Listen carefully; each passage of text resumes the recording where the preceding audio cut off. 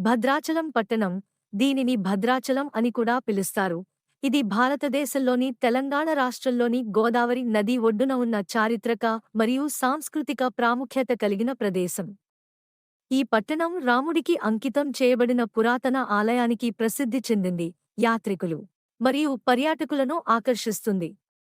భద్రాచలం యొక్క గొప్ప చరిత్ర మరియు ప్రత్యేకతలు భారతదేశంలోని మతపరమైన మరియు సాంస్కృతిక భూభాగంలో దాని ప్రాముఖ్యతకు దోహదం చేస్తాయి. చారిత్రక నేపథ్యం: భద్రాచలం చరిత్ర రామాయణం ఇతిహాసంతో ముడిపడి ఉంది.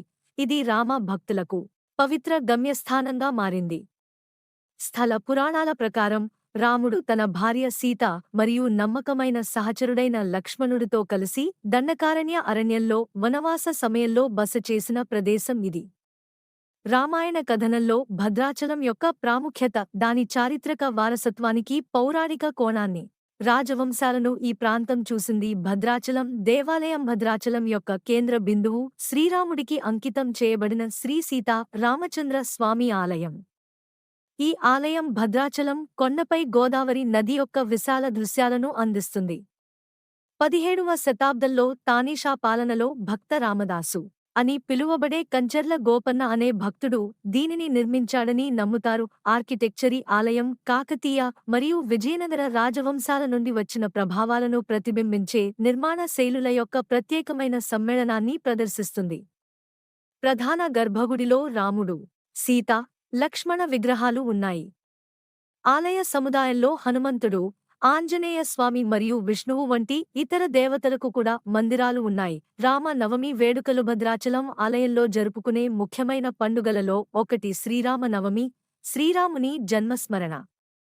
ఈ ఉత్సవానికి దేశంలోని వివిధ ప్రాంతాల నుండి భక్తులు భారీగా తరలివస్తారు.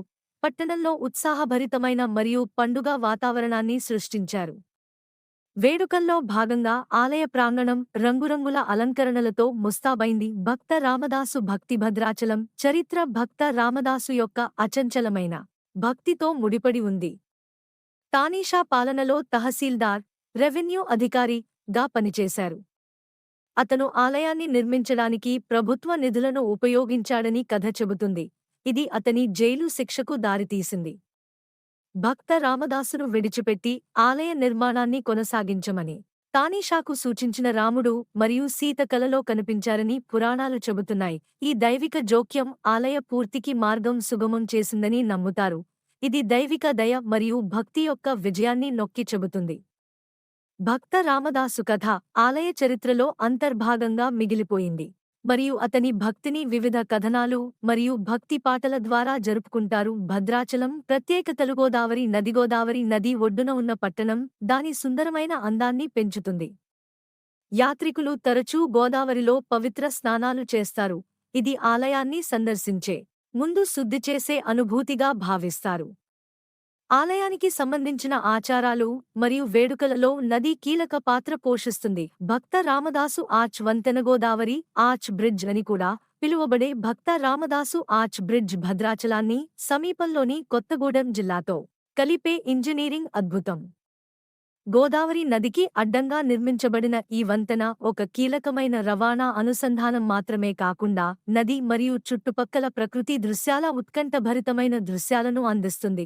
పర్ణశాల భద్రాచలం నుండి 32 కిలోమీటర్ల దూరంలో ఉన్న పర్ణశాల రాముడు, సీత మరియు లక్ష్మణులు తమ వనవాసంలో గణనీయమైన భాగాన్ని గడిపిన ప్రదేశంగా నమ్ముతారు. ఈ ప్రదేశంలో రామాయణ కథనంతో ముడిపడి ఉన్న గుడిసెలు మరియు రాతి నిర్మాణాలు ఉన్నాయి. యాత్రికులు తమ ఆధ్యాత్మిక ప్రయాణంలో భాగంగా పర్ణశాలను తరచుగా సందర్శిస్తారు.